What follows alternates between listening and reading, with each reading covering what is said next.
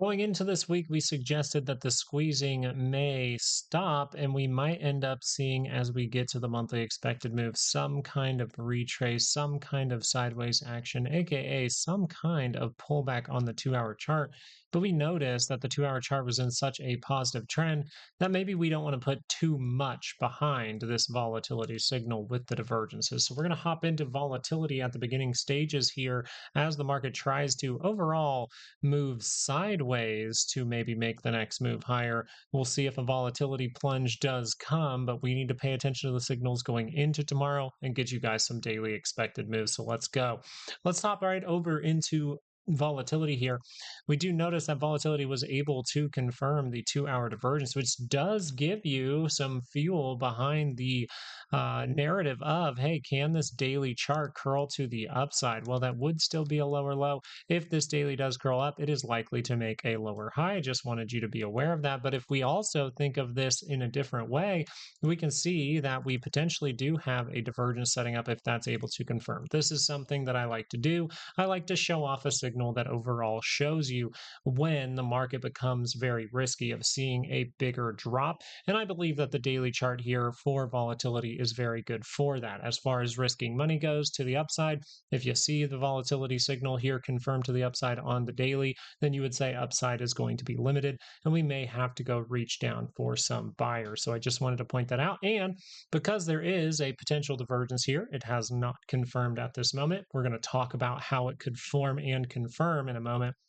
Because there is a divergence, this does have somewhat of a trap-like signal behind it, meaning that this push from the SPY, even with that positive move from the daily, could end up curling to the downside, and that could be risky for a period of time. I wanted to bring that to your attention. So let's talk about, hey, if this daily chart's going to curl up and I need to watch for that, well, what's the 2 hour chart saying? Well, going into tomorrow's session, as we are seeing the 2 hour chart get by the center line, or I'm sorry, as we see that, yeah, as we see the 2 hour MACD get by the center line, as we see the 2 hour able to get to that 5 day, but potentially trying to reject here, something that we want to watch for is if this crosses to the downside.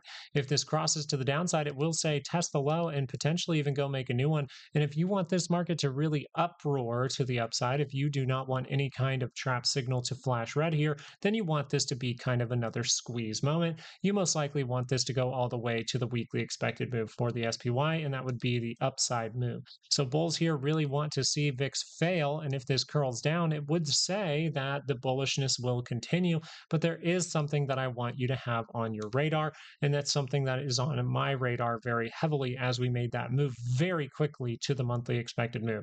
If instead we come down and we make that new low, maybe the SPY is able to go just a little bit higher, and then that SPY is able to reject, and this is able to form some kind of divergence, we will need to watch for that because then we will be setting up a triple divergence for the 2 hour chart. If we set up a triple divergence for the 2 hour chart and that's able to go positive, that is going to be your first warning signal that the daily chart can curl to the upside. So I just want you to be aware of that. You do have a potential signal here that can lead into more of a correction, even a crash, if some people would like to call it that. But as the market has screamed to the upside, we need to do further analysis on the SPY. Just like over the weekend, we talked about the shorter timeframes in comparison to this. The SPY does not necessarily agree with this right at this moment. How would the SPY agree with this at this point, and how would we treat it based on looking at the SPY signals alone? And we're going to do the same thing for the Qs and the same thing for the IWM. And then we're going to peek over at the dollar. I actually haven't looked at it yet, but just popped into my mind, hey, checking on the dollar at the end of this video would be a really great idea. But these are the things I've mainly had my eye on, right? If the daily chart's able to cross down, it's not necessarily the best thing in the world. Now, you can see that overall we have violated all the reversal signals over here, the lower high, we did violate that. So that tells us that we can pay attention to a higher low. We will get into that most likely on Saturday. If you would like to subscribe on Saturdays, we normally do the daily and weekly timeframes. But for today, let's focus on the 2 hour chart, get you guys those daily expected moves. As we see, we have kind of worked out of, at least slightly out of, those overbought conditions as the market screamed up to the monthly expected move. If you didn't have confidence in monthly expected moves, well, the market screamed directly to it.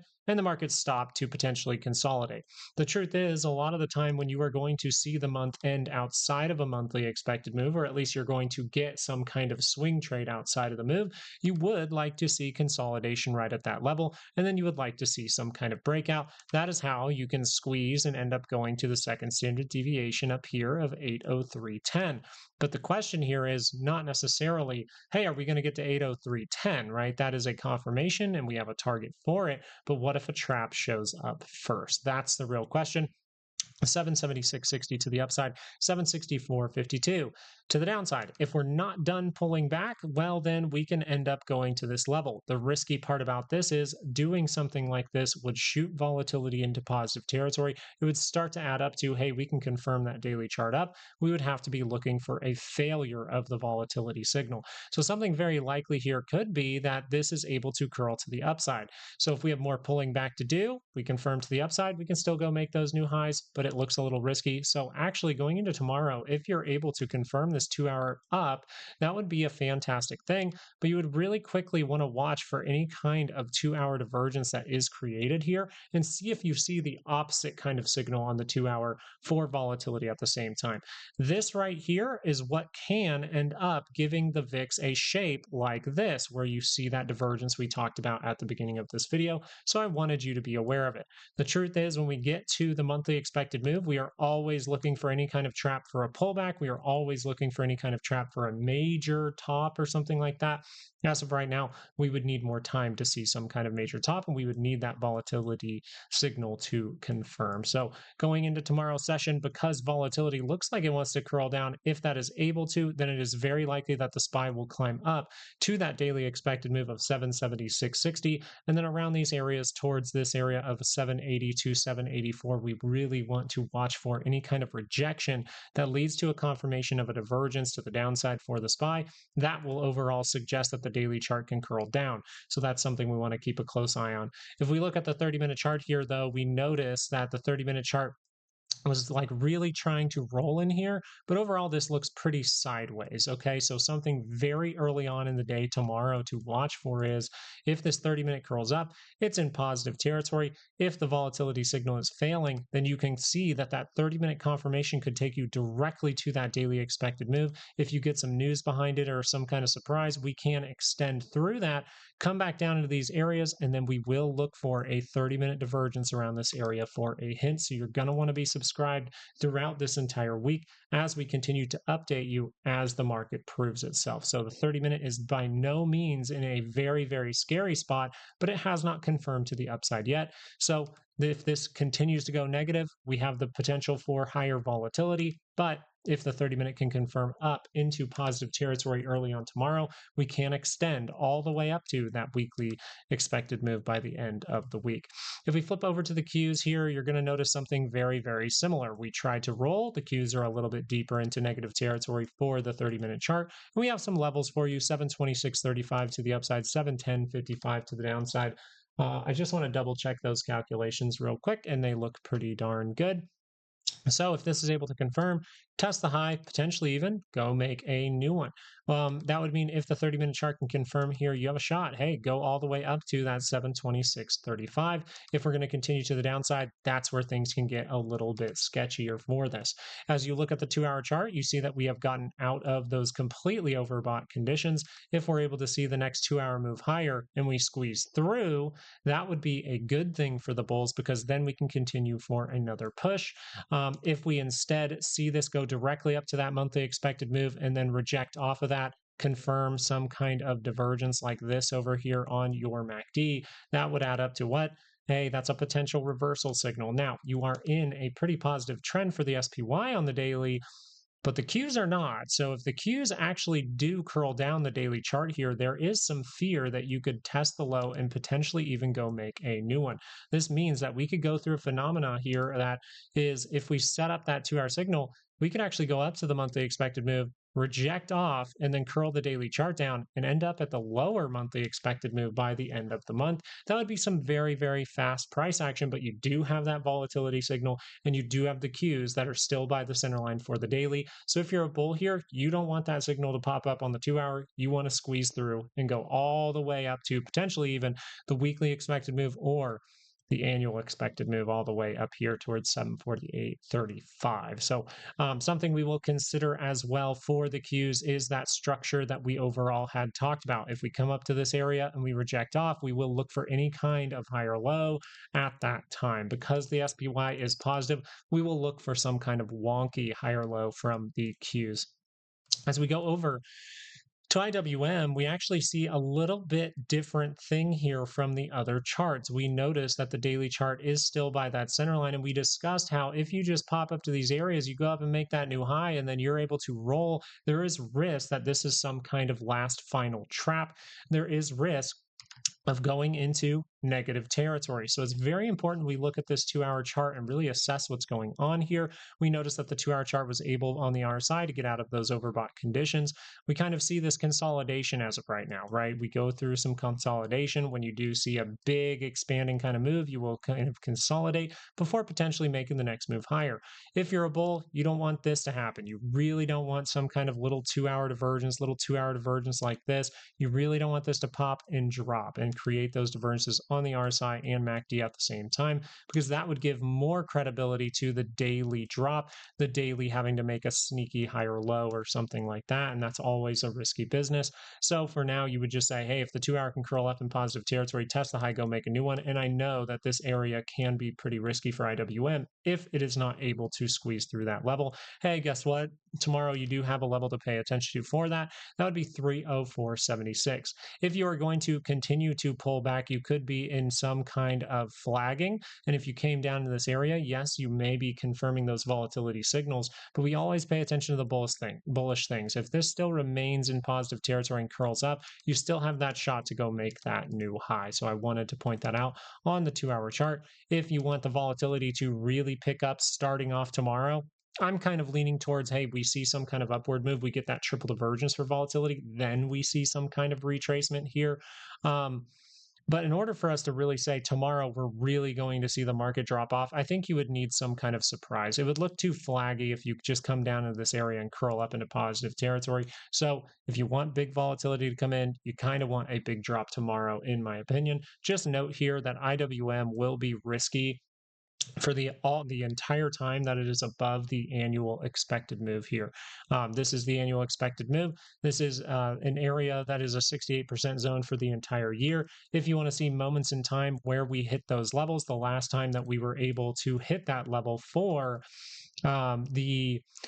the IWM was actually way down here. So we actually went directly to it. We set up the 2-hour reversal signal we talked about at that time, and this ended up being a massive trap. So we want to be very careful with any kind of trap signal here. And guess what? That 2-hour higher low over here, we would have said the same thing about a 2-hour divergence. And guess what? If we make that 2-hour divergence up in this area, you have the daily divergence there as well. You have a lot of things going on here that still add up to IWM wants some kind of weekly correction. And if we form these signals real wonky here and we don't get some kind of higher low on the daily, this is going to be a problem for IWM. So if you're a bull here, you really want to see another continued squeeze. You don't want to see those reversal signals. I just wanted you to be aware. Let's take a fresh look though. Let's take a fresh look at the dollar for a moment. Let's go over to DXY and really think what's going on here. Now, what were we overall discussing with the dollar recently? We were discussing how this lower high could lead into some kind of massive squeeze. Guess what? We see one bar like this and we start to get what? A massive squeeze. Now you see that we are bundled up in this area, and this is kind of a problem because you're in that uncomfortable spot. This means that you should be open to pretty much both of the scenarios that we talked about throughout this video. One being, if we have more time to head to the upside, we could see a daily reaction here that then fails, meaning we still could get some kind of daily retracement for the SPY that's able to curl up one more time. But if this is able to not fail and just scream into positive territory for that MACD, you would start to say, test the high, go make a new one. That would be a big problem for the dollar, because that would overall say, well, maybe it won't be a problem for the dollar, but because people would be going into cash and potentially out of assets. So just be aware of that. Real quickly, we want to look at the 4-hour chart and see, hey, we have set up those reversal signals. Are they very strong? Can we see this confirm down and set up another divergence point? We'll have to see how this shapes up. If we go into the weekly chart, though, Remember, the weekly chart here is going to be very important for this week, because if the weekly chart is going to suggest that we're coming all the way down into these areas, then you really don't want to see that confirm back to the upside. You really don't want to see this unconfirm by the end of the week, and you still have 3 trading sessions left. So really watching this by the end of the week will be very critical. So if you mix together what we talked about with the SPY, the Qs, IWM, but also volatility. And you say volatility potentially can set up that daily signal. Well, if the dollar is able to get rid of this weekly confirmation and turn to the upside, well, then maybe we are going to see a rejection. So as of right now, it looks like the dollar looks like we need to pay attention to both kind of scenarios. Do we see some kind of dip that leads to a lower high for the dollar here and a higher low for the SPY? Or does that squeeze through and the SPY sets up a simple divergence over at the monthly expected move and we see this thing kind of vomit down? That would be 2 things I would heavily be aware of, because something on the weekly chart that we need to discuss this weekend is, if you create a little divergence right here, is that enough to set some kind of trap? Anytime I see divergence, I always treat it like it can be some kind of trap, and then I look for the trap to fail. So if you confirm this weekly up like this, we confirmed up, and then that's able to confirm down with a divergence right here on your RSI, with a divergence right here on your MACD, then that is a signal to pay attention to, and you would be looking for that to fail.